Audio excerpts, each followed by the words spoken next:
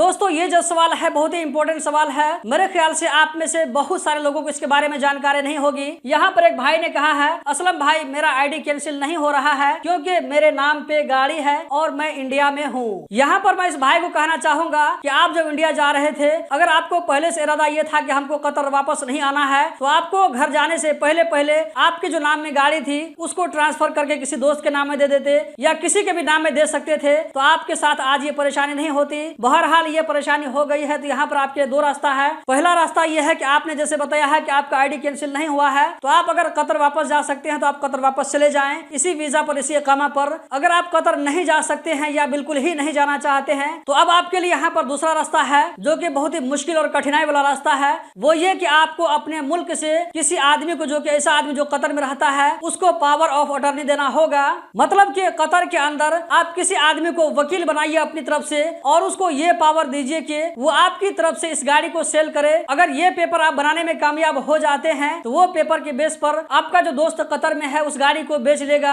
आपके नाम से वो ट्रांसफर हो जाएगा। उसके बाद में आपका आईडी कैंसिल हो सकता है। अब ये काम कैसे करना है, पावर अटर्नी कैसे बनाना है, इसके बारे में आप जानकारी के लिए कतर में जो ट्रैफिक डिपार्टमेंट है वहां जाकर के आप किसी के जरिए बातचीत करवाएं। वहां से जो आपको सलाह सुझाव देगा, जो तरीका आपको बताया जाएगा उस तरीके को आप फॉलो करें। अभी जो मैंने आप लोगों को बताया है, अगर ये पेपर आप बनवा लेते हैं किसी तरीके से, तो आपके नाम से गाड़ी हट जाएगी। आप जिसको वकील बनाएंगे वो गाड़ी बेच करके आपका मामला क्लियर कर देगा। इस तरह आपका आईडी कैंसिल हो जाएगा।